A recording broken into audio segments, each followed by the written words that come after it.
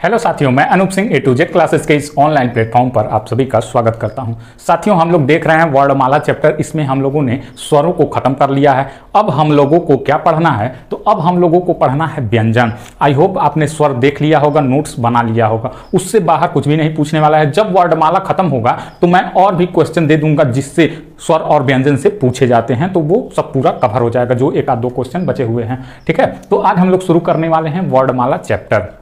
वर्णमाला शुरू नहीं करने वाला, शुरू हो गया है। इसमें हम लोग व्यंजन शुरू करने वाले हैं। व्यंजन में हमने बताया था कि मूल व्यंजन कितने होते हैं, तो मूल व्यंजनों की संख्या होती है 33। कितनी होती है, तो वो होती है 33।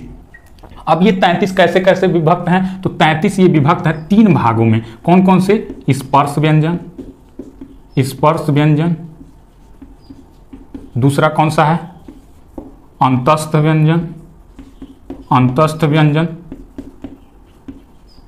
और तीसरा कौन सा है, तो तीसरा है ऊष्म व्यंजन। ऊष्म या फिर कहीं कहीं ये ऊष्म संघर्षी भी पूछ लिया जाता है, तो उसको भी ध्यान दीजिएगा, ऊष्म संघर्षी। ठीक है, ऊष्म संघर्षी व्यंजन। ये 3 भागों में ये बटा हुआ है। अब स्पर्श व्यंजन में कितने आते हैं, तो स्पर्श व्यंजन में ये होते हैं 25 वर्ड, अंतस्थ व्यंजन में ये होते हैं 4 वर्ड, और ऊष्म या फिर ऊष्म संघर्षी व्यंजन में तो ये भी होते हैं 4 वर्ड। यहां से कुल कितने हो गए, तो यहां से हमारे हो गए 33। कितने हो गए? 33 हो गए। ठीक, तो इन्हीं 33 को पहले हम लोगों को देखना है। इन्हीं को हम लोग मूल व्यंजन के नाम से जानते हैं। तो इनको पहले एक एक करके सबकी स्थिति हम लोग देखेंगे। ठीक है, और जो उच्चारण स्थान की बात कर रहे हैं, जब ये स्वर और व्यंजन दोनों खत्म हो जाएगा तो हम लोग उच्चारण स्थान भी देखेंगे। इसी चैप्टर में लास्ट में उच्चारण स्थान भी देख लेंगे, तो उसके लिए परेशान ना होइए। ठीक, तो व्यंजन, आइए देखते हैं व्यंजन किसे कहते हैं। तो व्यंजन बिना स्वरों की सहायता से न बोली जाए, उसे हम क्या कहते हैं? व्यंजन कहते हैं। ठीक है, स्वरों की सहायता से बोला जाता है, इसे स्वरों की सहायता से, स्वरों की सहायता से बोला जाता है। ठीक है, बोला जाता है। ठीक, इनकी संख्या 33। ये 3 भागों में ये बटे हुए हैं, इसको नोट कर लीजिए। फिर हम लोग एक एक करके अब देखते चलते हैं। ठीक, आइए स्पर्श व्यंजन देखते हैं कि स्पर्श व्यंजन किसे कहते हैं। ठीक है, नोट्स बनाते हुए चलिएगा। मैं फिर आप लोगों से कह दूं कि नोट्स बहुत ज़रूरी है। जब भी आपका एग्ज़ाम आएगा साथियों, आप देखेंगे एक बेहतरीन नोट्स बन करके तैयार जो आपका रहेगा, उसमें से आप पढ़ के बहुत ही अच्छे से समझ पाएंगे। अगर मेरी क्लास ले रहे हैं तो जो ये पेड बैच का मैंने फ्री में कोर्स लॉन्च किया है, तो ये समझ लीजिए कि आपको अमृत मिल रहा है। ठीक है, अमृत मिल रहा है। स्पर्श व्यंजन, स्पर्श व्यंजन। अभी मैं जब ये क्लास बना रहा हूँ तो चंद्रयान 3 की लैंडिंग वहाँ पे की जा रही है। हमको भी नहीं मालूम कि हो गई कि नहीं हुई। अभी मैं उसी टाइम ये वीडियो बना भी रहा हूँ। ठीक है, तो स्पर्श व्यंजन की हम बात करते हैं कि स्पर्श व्यंजन किसे कहते हैं। तो जिन ध्वनियों का उच्चारण करते समय जो हमारा उच्चारण स्थान होता है, 5 उच्चारण स्थान होता है ये मुंह के अंदर। कौन कौन सा? पहले होता है कंठ, फिर तालु ऊपर वाला भाग, फिर मूर्धा, फिर दंत, फिर ओष्ठ। ये तो जिन ध्वनियों का उच्चारण करते समय इन पांचों किसी भी अवयव से टकरा करके वायु बाहर निकलती है, तो या फिर स्पर्श करके बाहर निकलती है, तो उसी को स्पर्श व्यंजन कहते हैं। क्या कहते हैं? स्पर्श व्यंजन कहते हैं। तो परिभाषा लिखवाने की जरूरत है? परिभाषा तो खैर कहीं पूछा नहीं जाएगा, तो इसको जान लीजिए। 25 इसमें संख्या होती है। कितनी होती है? 25 होती है। अब आइए एक एक करके हम लोग देखते हैं। बहुत इंपॉर्टेंट, यहाँ से कई क्वेश्चन बनने वाले हैं। अब हम लोग बचपन में अपने जाते हैं क ख ग घ पढ़ने। क ख ग घ अंग, च छ ज झ ञ, ट ठ ड, ट ठ ड ढ ण,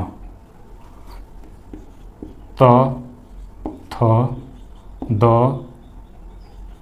ध न, प फ ब भ म। साथियों ऐसा आप लोगों को समझाऊंगा कि जो लप्पू सचिन नहीं समझ पाया उससे आप बेहतर समझ पाएंगे। ठीक है, प फ ब भ म। क से लेकर के म तक ये देखिए कितनी संख्याएं हैं, तो ये कितनी हैं, तो ये 25 संख्याएं हैं। कितनी संख्याएं हैं, 25 संख्याएं हैं। इसी स्पर्श व्यंजन को वर्गीय व्यंजन के भी नाम से जाना जाता है। आइए हम लोग सिद्ध करते हैं, वर्गीय व्यंजन के नाम से इसको जाना जाता है। वर्गीय व्यंजन क्यों इसको कहा जाता है, तो आइए देखिए, इधर से देखिए 1 2 3 4 5, इधर से देखिए 1 2 3 4 5, 5 का वर्ग 25, 5 का वर्ग ऐसे भी 5 ऐसे भी 5, तो ये वर्ग में एक आप लोगों को दिख रहा होगा, इसीलिए इसको वर्गीय व्यंजन के भी नाम से जाना जाता है। ठीक, तो ये तो हो गया क से लेकर के म तक ये 25 वर्ड। लेकिन इसी में ये हमारा अलग हो जाता है। कैसे अलग हो जाता है, ये पंचमाक्षर कहलाता है। क्या कहलाता है, तो इसको हम लोग कहते हैं पंचमाक्षर। पंचमाक्षर, मछरी नहीं माक्षर। ठीक है, पंचमाक्षर ध्वनि। ठीक, पंचमाक्षर ध्वनि ये होती है, ये अलग हो गया। अब इसी को अभी तो हम लोग क से अंग तक बोलना रहे तो क ख ग घ अंग नहीं बोलेंगे, इतना किसी को समझाना रहे तो इसका नाम दे दिया गया है। क्या नाम दिया गया है, तो इसका नाम दे दिया गया है, पहले वाले को कहा गया है वर्ग, क वर्ग, क से शुरू हुआ है तो क वर्ग, तो इसका क्या नाम हो जाएगा, च वर्ग। इसका क्या नाम हो जाएगा, ट वर्ग। ठीक, इसका क्या नाम हो जाएगा, त वर्ग। और इसका क्या नाम हो जाएगा, प वर्ग। ठीक, तो ये नाम दे दिया गया है, 5 नाम हमको मिल गया। हम लोगों को अब यहां से क से अंग तक बोलना रहे, पूरा नहीं बोलेंगे, अब क वर्ग कह देंगे। ठीक, ख वर्ग च वर्ग, मतलब ख कर रहे हैं, च वर्ग कह देंगे, ट वर्ग कह देंगे, तो ये हो गया। इसीलिए इसका छोटा में नाम दे दिया गया है। यहां से इसको चाहे तो नोट कर सकते हैं, यहां से पूरा स्क्रीनशॉट ले सकते हैं। पंचमाक्षर ध्वनि ये हो गई। ठीक, तो ये हो गया हमारा स्पर्श व्यंजन। अब दूसरी स्थिति बनती है अंतस्थ व्यंजन की। किसकी बनती है, अंतस्थ व्यंजन की। अंतस्थ व्यंजन को समझने वाली बात है, क्योंकि इससे बहुत ही क्वेश्चन घुमा के पूछा जाता है। होता तो आसान है लेकिन घुमा के पूछा जाता है। आइए, वो आज के बाद वो दिक्कत नहीं होगा आप लोगों को, क्योंकि अभी हम आप इस पूछ रहे हैं लुंठित व्यंजन किसे कहते हैं या फिर प्रकंपित व्यंजन किसे कहते हैं, तो कहीं ना कहीं एक बार सोचने पे मजबूर हो जाएंगे किसको कहते हैं, लेकिन ऐसा ट्रिक बताएंगे कि वो तैयार हो जाएगा आप लोगों को। दूसरा हम लोगों को पढ़ना था अंतस्थ व्यंजन। कौन सा, अंतस्थ व्यंजन। अब अंतस्थ व्यंजन में कितने होते हैं, तो इसमें 4 होते हैं। ठीक है, 4 होते हैं। इसमें जब हम ध्वनि का उच्चारण करते हैं, जब इनका उच्चारण करते हैं, तो जो ध्वनि निकलती है, जो हमारे स्वर तंत्र हैं, उसको आंशिक रूप से टच करके बाहर निकलती है। ठीक है, पूर्ण नहीं, आंशिक रूप से टच करके बाहर निकलती है। ठीक, तो इसे ही हम अंतस्थ व्यंजन कहते हैं। ये परिभाषा हो गई। अब इसमें 4 होते हैं। कौन कौन से होते हैं, तो ये होते हैं य, र, ल, व। य, र, ल, व। लेकिन इसका क्रम जो होता है, इसका क्रम क्या होता है, इसका क्रम होता है य, व, र, ल। सही क्रम जान रहे कौन सा है, सही क्रम है संस्कृत वाला। सही क्रम है संस्कृत वाला। अगर आपको संस्कृत में पाणिनि मालूम हो तो वो उन्होंने 14 माहेश्वर सूत्र दिए हैं। 14 माहेश्वर सूत्र में इसका क्रम जो बताया गया है वही सही क्रम है। जैसे पहला सूत्र क्या है, अ इ उ ड़, पहला हट गया, अयुड़, ऋलिक, ए औंग, ऐ औच, ह य व र, हयवरट लण। 2 सूत्रों में इनकी गिनती की जाती है, हयवरट लण। ठीक है, ये चारों इसी में आ जाते हैं, तो ये इसका सही क्रम है संस्कृत वाला। ठीक, तो इसी को, लेकिन ये 4 तो हमने जान लिया। अब इसका अलग अलग नाम है जो कि एग्जाम में डायरेक्ट पूछा जाता है और लोग फंस जाते हैं। मैं बता दूं, कंपटीशन पे तो छोड़िए, एकेडमी लेवल पर भी ये पूछा जाता है। एमए के हिंदी के एग्जाम में ये पूछा जाता है कि अर्ध स्वर के नाम से किसे जानते हैं, तो अर्ध स्वर हम किसे कहते हैं, य और व को हम किस नाम से जानते हैं, तो अर्ध स्वर के नाम से जानते हैं। जानते हैं क्यों, अर्ध स्वर। जब आप संधि पढ़ेंगे ना तो समझ में आ जाएगा क्यों इसको य व को अर्ध स्वर कहते हैं। इसका जो ये बना हुआ है य और व, ये स्वरों की सहायता से बना हुआ है, इसीलिए इसको अर्धस्वर कहते हैं। पहला क्वेश्चन ये पूछा जाता है। दूसरा क्वेश्चन क्या पूछा जाता है? दूसरा क्वेश्चन पूछा जाता है प्रकंपित व्यंजन या फिर लुंठित व्यंजन किसे कहते हैं? प्रकंपित व्यंजन या फिर लुंठित व्यंजन किसे कहते हैं? प्रकंपित व्यंजन, प्रकंपित या लुंठित व्यंजन, लुंठित व्यंजन किसे कहते हैं? तो हम रॉ को कहते हैं। क्यों कहते हैं? देखिए, इसका प्रैक्टिकल करके समझने की कोशिश करिए, याद मत करिए, रॉ का उच्चारण करिए, पूरा मत करिए, अभी स्टार्ट ही करिए तो देखिए मुंह से क्या निकल रहा है, तेज से करिए, और जीभ क्या हो रहा है? कंपन कर रहा है, कंपन कर रहा है। अभी ज्यों ही हम स्टार्ट कर रहे हैं रॉ को बोलना तो कंपन कर रहा है, इसीलिए प्रकंपित व्यंजन। मुड़ जा रहा है, जीभ क्या हो रहा है? मुड़ जा रहा है, रॉ बोलते समय मुड़ जा रहा है, रॉ बोलते समय मुड़ जा रहा है, इसीलिए ये लुंठित व्यंजन है। लुंठा उसमें एक तरह से, जैसे ना गांव में पहले कुछ लोग खा लेते थे तो कहते थे एकदम जीभिया लोढ़िया गइल बा, का हो गइल बा? एकदम जीभिया लोढ़िया गइल बा, तो वह लुंठित है। क्या है? वही लुंठित है, तो इसीलिए इसका नाम है लुंठित व्यंजन। अब देखिए, एक बच गया लॉ, इसका भी एक नाम है पार्श्विक। पार्श्विक क्या नाम है? पार्श्विक, पार्श्विक, पार्श्विक व्यंजन, ठीक, पार्श्विक व्यंजन। लॉ, लॉ, लॉ क्या हो रहा है? जब बोलने ही जा रहे हैं तो बगल से हवा निकल रही है। क्या हो रहा है? बगल से हवा निकल रही है, ठीक। लॉ, लॉ, लॉ, तो इसीलिए हवा निकल रही है, पार्श्विक व्यंजन इसका नाम है, ठीक है। तो ये इसका अलग अलग नाम है। लुंठित व्यंजन के भी नाम से पूछा जाता है, प्रकंपित से भी पूछा जाता है, अर्धस्वर कई बार पूछ लिया जाता है, ठीक है, और पार्श्विक से भी ये पूछा जाता है। तो ये हो गया अंतस्थ व्यंजन, ठीक। तो हम लोगों ने अंतस्थ देख लिया, हम लोगों ने देख लिया स्पर्श व्यंजन। अब हम लोग देखेंगे कौन सा? ऊष्म व्यंजन। कौन सा देखेंगे? ऊष्म व्यंजन। अब आइए ऊष्म व्यंजन को भी समझ लेते हैं।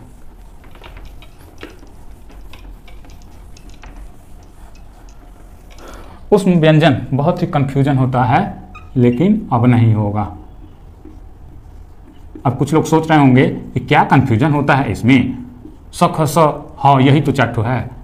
बहुत कंफ्यूजन होता है भैया, बता रहे हैं, ठीक। तो इसकी संख्या कितनी है? 4 है। इसको क्यों ऊष्म कहते हैं?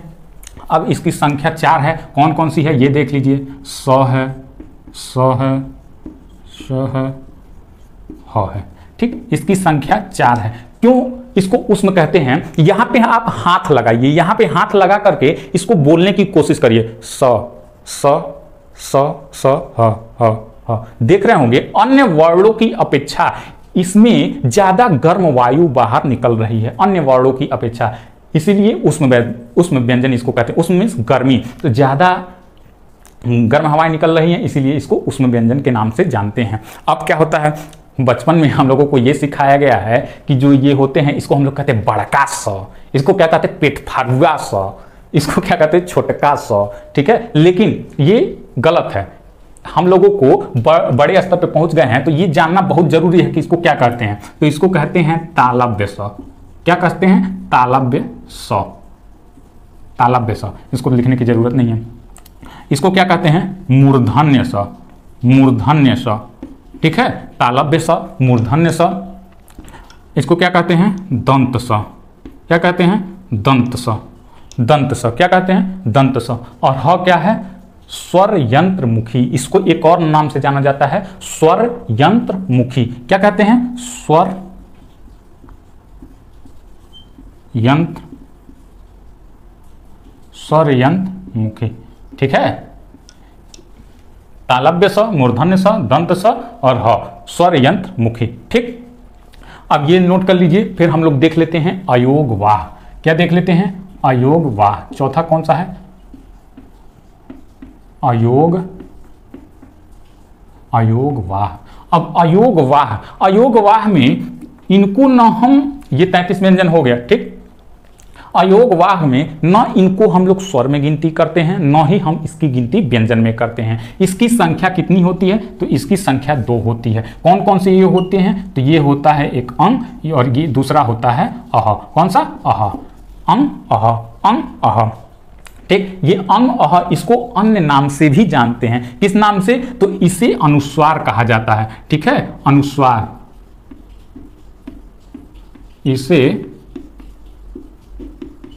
इसे अनुस्वार कहा जाता है। दिख रहा है ना बबुआ?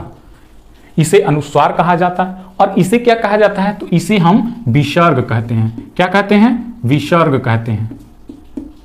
इसे विसर्ग कहते हैं। तो ये हो गया दो, अंग और अह, अयोगवा हमारा खत्म हो गया। ठीक, एक बार इसका स्क्रीनशॉट ले लीजिए, बाकी हम लोग देखेंगे कल। जो संयुक्त अक्षर बचा हुआ है, उत्क्षिप्त या फिर ताड़नजात व्यंजन बचा हुआ है, वो लोग हम कल की क्लास में देखेंगे। आई होप ये पूरा आप लोगों को समझ में आया होगा। और अगर आप लोगों को यह अच्छा लगा हो तो वीडियो को लाइक करिएगा, शेयर करिएगा। जो लोग चैनल से नए जुड़ रहे हैं, चैनल को सब्सक्राइब कर लेंगे। धन्यवाद साथियों।